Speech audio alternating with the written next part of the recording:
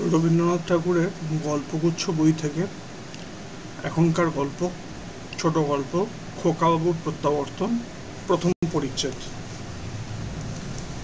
রায়চরণ যখন বাবুদের বাড়ি প্রথম চাকরি করিতে আসে তখন তাহার বয়স 12।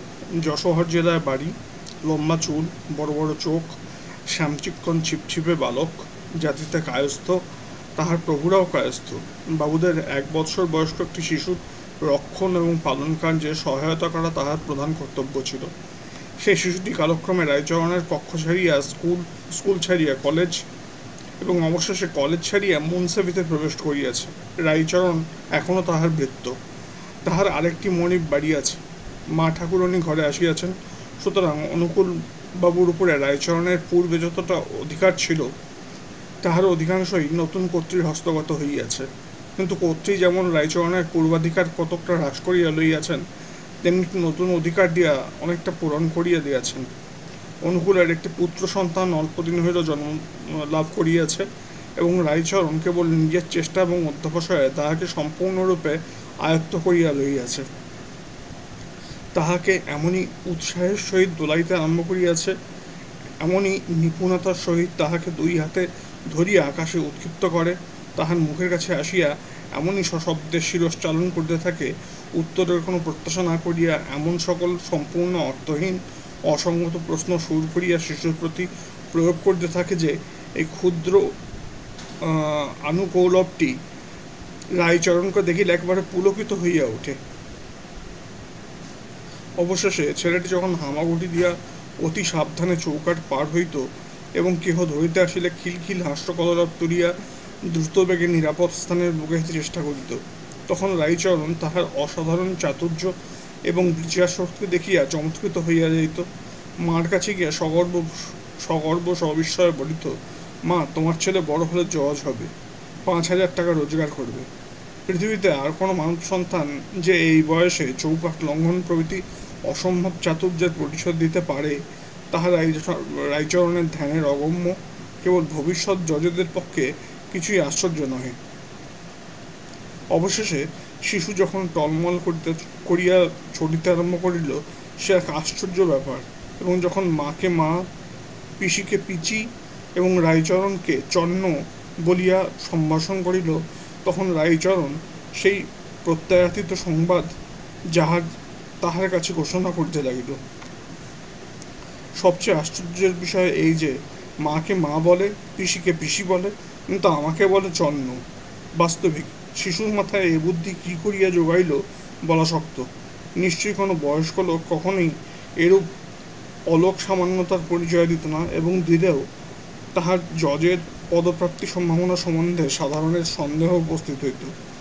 কিছুদিন বাদে মুখে দড়ি দিয়া রায়চরণকে ঘোড়া সাজিতে হইল এবং মল্ল সাজিয়া তাহার শিশুর সহিত কুস্তি করিতে হইত। আবার পরাভূত হইয়া ভূমিতে পড়িয়া না গেলে বিষম বিপ্লব বাধিত।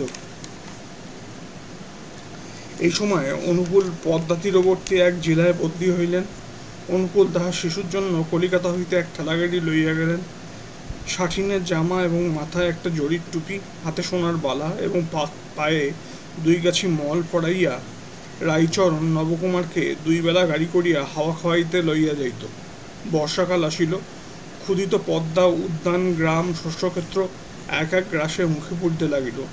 বালুকাচরের কাশবন এবং বনঝাউ জলে ডুবিয়া গেল।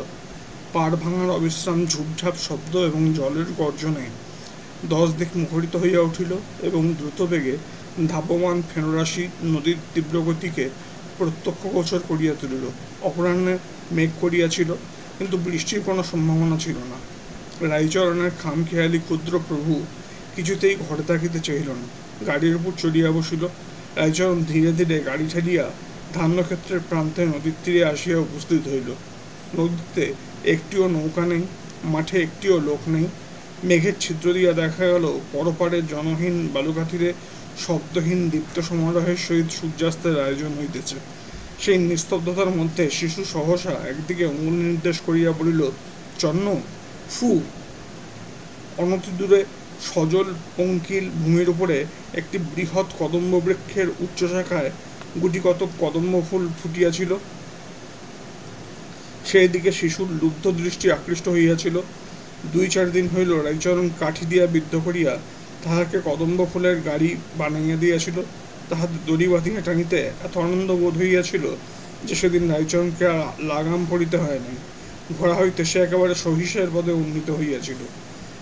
কাদা ভাঙিয়া ফুল তুলিতে যাইতে চন্দ্রর প্রবৃত্তি হইল না। তাড়াতাড়ি বিপরীত দিকে অঙ্গুলি নির্দেশ করিয়া বলিল, দেখো দেখো, ওই দেখো পাখি, ওই উড়ে গেল। আইরে পাখি, আয় আয়। এরূপ অবিশ্রান্ত বিচিত্র কলরব করিতে করিতে সবেগে গাড়ি ঠেলিতে লাগিল। কিন্তু যে ছেলের ভবিষ্যতে জজ হইবার কোনো সম্ভাবনা আছে, তাহাকে এরূপ সামান্য উপায়ে ভুলাইবার প্রত্যাশা করা বৃথা। বিশেষত চারিদিকে দৃষ্টি আকর্ষণের উপযোগী কিছুই ছিল না, এবং কাল্পনিক পাখি লইয়া অধিকক্ষণ কাজ চলে না। রাইচরণ বলিল, তবে তুমি গাড়িতে বসে থাকো, আমি চট করে ফুল তুলে আনছি। খবরদার জলের ধারে যেও না, বলিয়া হাঁটুর উপর কাপড় তুলিয়া কদম্ব বৃক্ষের অভিমুখে চলিল। কিন্তু ওই যে জলের ধারে যাইতে নিষেধ করিয়া গেল, তাহাতে শিশুর মন কদম্ব ফুল হইতে প্রত্যাবৃত্ত হইয়া সেই মুহূর্তেই জলের দিকে ধাবিত হইল। দেখিল জল খলখল ছলছল করিয়া ছুটিয়া চলিয়াছে, যেন দুষ্টামি করিয়া কোনো এক বৃহৎ রাইচরণের হাত এড়াইতে 1,00,000 শিশু প্রবাহ সহসা কলস্বরে নিষিদ্ধ স্থানাভিমুখে দ্রুতবেগে পলায়ন করিতেছে। তাহাদের সেই অসাধু দৃষ্টান্তে মানব শিশুর চিত্ত চঞ্চল হইয়া উঠিল। গাড়ি হইতে আস্তে আস্তে নামিয়া জলের ধারে গেল। এটা একটা দীর্ঘ তৃণ পুড়াইয়া লইয়া তাহাকে ছিপ কল্পনা করিয়া ঝুঁকিয়া মাছ ধরিতে লাগিল।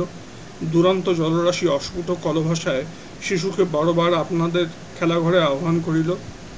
একবার ঝপ করিয়া একটা শব্দ হইল, কিন্তু বর্ষার পদ্মা তীরে এমন শব্দ কত শোনা যায়। রাইচরণ আঁচল ভরিয়া কদম্বফুল তুলিল। গাছ হইতে নামিয়া সহাস্যমুখে গাড়ির কাছে আসিয়া দেখিল কেহ নাই।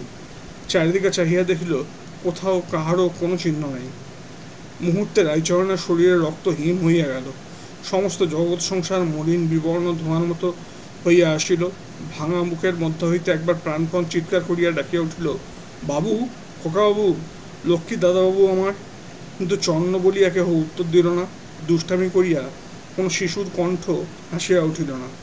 কেবল পদ্মা পূর্ববৎ ছল ছল খলখল করিয়া ছুটিয়া ছুটিতে লাগিল, যেন সে কিছুই জানে না, এবং পৃথিবীর এই সকল সামান্য ঘটনায় মনোযোগ দিতে তাহার জন্য এক মুহূর্ত সময় নেই। সন্ধ্যা হইয়া আসিলে উৎকণ্ঠিত জননী চারিদিকে লোক পাঠাইয়া দিলেন। লণ্ঠন হাতে নদী তীরে লোক আসিয়া দেখিল রাইচরণ নিশীথের ঝোড়ো বাতাসের মতো সমস্ত ক্ষেত্রময় বাবু, কাকাবাবু আমার বলিয়া ভগ্নকণ্ঠে চিৎকার করিয়া বেড়াইতেছে। অবশেষে ঘরে ফিরিয়া রাইচরণ দরাম করিয়া মা ঠাকুরানের পায়ের কাছে আসিয়া আছাড় খাইয়া পড়িল। তাহাকে যত জিজ্ঞাসা করে সে কাঁদিয়া বলে, জানি না মা। যদিও সকলেই মনে মনে বুঝিল পদ্মারই এই কাজ, তথাপি গ্রামের প্রান্তে যে একদল বেদের সমাগম হইয়াছে, তাহাদের প্রতিও সন্দেহ দূর হইল না, এবং মা ঠাকুরানীর মনে এমন সন্দেহ উপস্থিত হইল যে রাইচরণী বা চুরি করিয়াছে। এমনকি তাহাকে ডাকিয়া অত্যন্ত অনুনয়পূর্বক বলিলেন, তুই আমার বাচ্চাকে ফিরিয়ে এনে দে, তুই যত টাকা চাস তোকে দেব। শুনিয়া রাইচরণ কেবল কপালে করাঘাত করিল। গৃহিণী তাহাকে দূর করিয়া তাড়াইয়া দিলেন। অনুকূলবাবু তাহার স্ত্রীর মন হইতে রাইচরণের প্রতি এই অন্যায় সন্দেহ দূর করিবার চেষ্টা করিয়াছিলেন। জিজ্ঞাসা করিয়াছিলেন, রাইচরণ এমন জঘন্য কাজ কি উদ্দেশ্য করিতে পারে? গৃহিণী বলিলেন, কেন, তাহার গায়ে সোনার গহনা ছিল। দ্বিতীয় পরিচ্ছেদ। রাইচরণ দেশে ফিরিয়া গেল। এতকাল তাহার সন্তানাদি হয় নাই, হইবার বিশেষ আশাও ছিল না। কিন্তু দৈবক্রমে বৎসর না যাইতেই তাহার স্ত্রী অধিক বয়সে একটি পুত্র সন্তান প্রসব করিয়া লোকলীলা সংবরণ করিল। এই নবজাত শিশুটির প্রতি রাইচরণের অত্যন্ত বিদ্বেষ জন্মিল। মনে করিল এ যেন ছল করিয়া খোকাবাবু স্থান অধিকার করিতে আসিয়াছে। মনে করিল প্রভুর একমাত্র ছেলেটি জলে ভাসাইয়া নিজে পুত্রসুখ উপভোগ করা যেন একটি মহাপাতক। রাইচরণের বিধবা ভগ্নী যদি না থাকিত, তবে এই শিশুটি পৃথিবীর বায়ু বেশিদিন ভোগ করিতে পাইত না।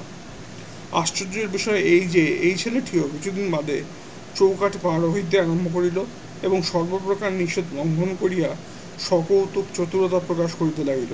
এমনকি ইহার কণ্ঠস্বর হাস্যক্রন্দনধ্বনি অনেকটা সেই শিশুরই মতো। একদিন যখন ইহার কান্না শুনিত, রাইচরণের বুকটা সহসা ধরাস করিয়া উঠিত। মনে হইত দাদাবাবু রায়চরণকে হারাইয়া কোথায় কাঁদিতেছিল। ফেলনা, রায়চরণের ভগ্নী ইহার নাম রাখিয়াছিল ফেলনা। যথাসময়ে পিসিকে পিসি বলিয়া ডাকিল। সেই পরিচিত ডাক শুনিয়া একদিন হঠাৎ রায়চরণের মনে হইল, তবে তো খোকাবাবু আমার মায়া ছাড়িতে পারে নাই, সে তো আমার ঘরে আসিয়াই জন্মগ্রহণ করিয়াছে।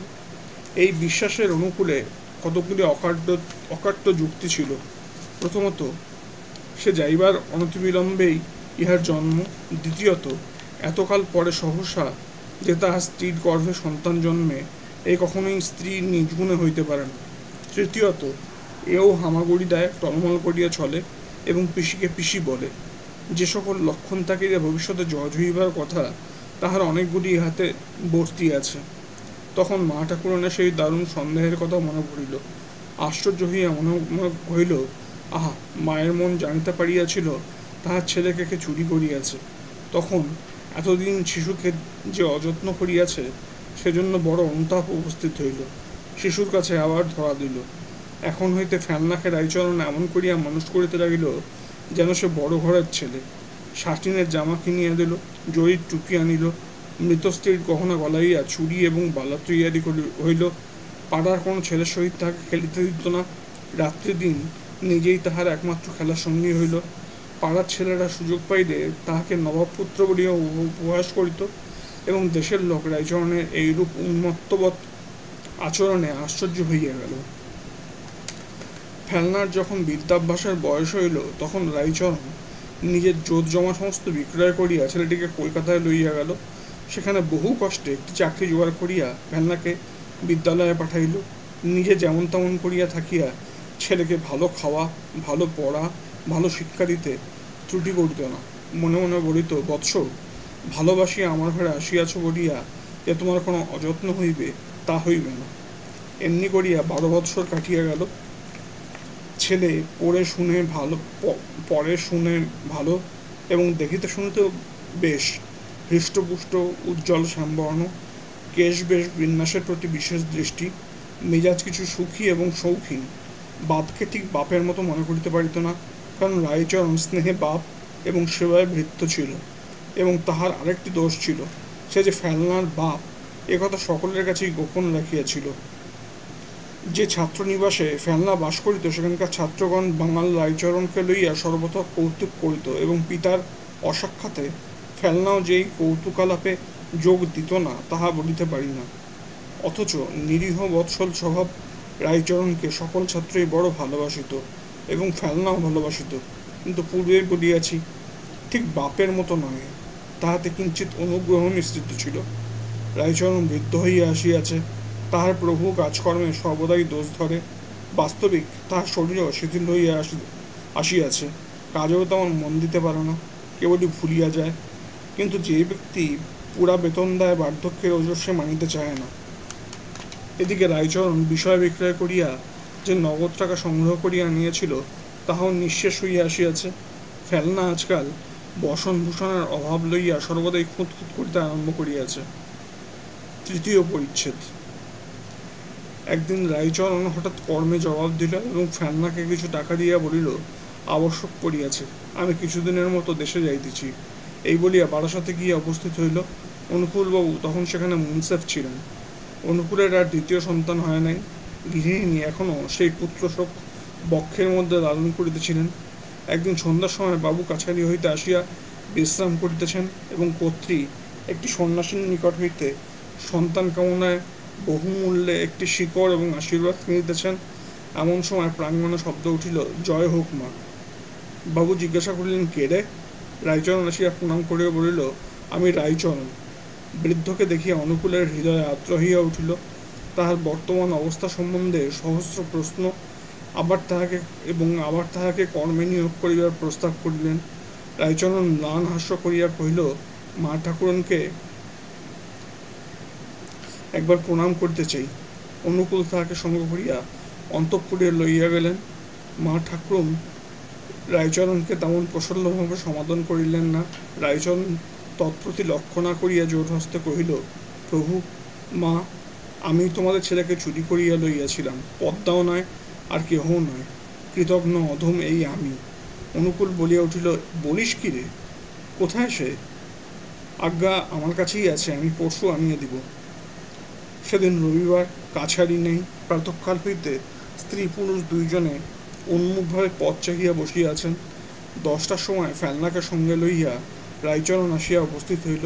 অনুকূলের স্ত্রী কোনো প্রশ্ন কোনো বিচার না করিয়া তাহাকে কোলে বসাইয়া, তাহাকে স্পর্শ করিয়া, তাহার আঘ্রাণ লইয়া অতৃপ্ত নয়নে তাহার মুখ নিরীক্ষণ করিয়া কাঁদিয়া হাসিয়া ব্যাকুল হইয়া উঠিলেন।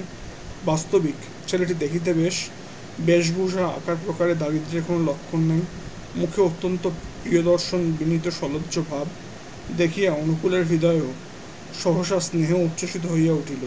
তথাপি তিনি অবিচলিত ভাব ধারণ করিয়া জিজ্ঞাসা করিলেন, কোনো প্রমাণ আছে? রায়চরণ কহিল, এমন কাজের প্রমাণ কি করিয়া থাকিবে?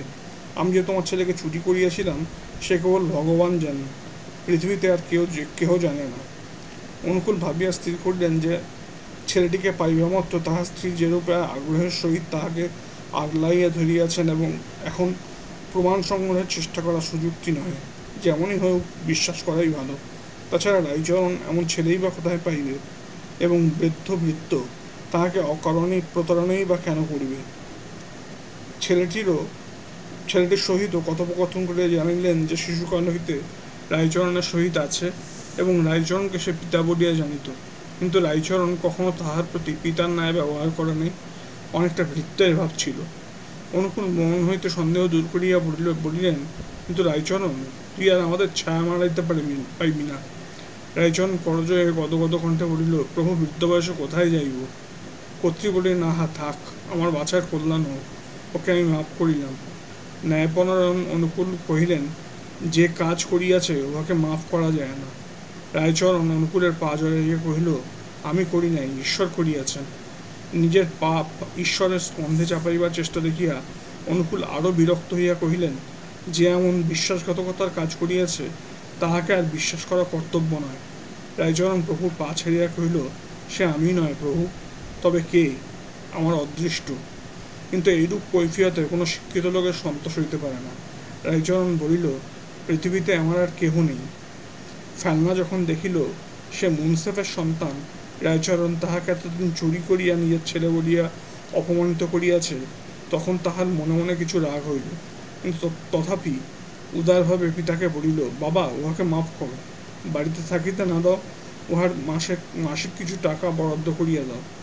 ইহার পর রায়চরণ কোনো কথা না বলিয়া একবার পুত্রের মুখ নিরীক্ষণ করিল, সকলকে প্রণাম করিল, তাহার পর দ্বারের বাহির হইয়া পৃথিবীর অগণ্য লোকের মধ্যে মিশিয়া গেল। মাসান্তে অনুকূল যখন তাহার দেশের ঠিকানায় কিঞ্চিৎ বৃত্তি পাঠাইলেন, তখন সে টাকা ফিরিয়া আসিল, সেখানে কোনো লোক নাই। এই গল্পের এখানেই ইতি।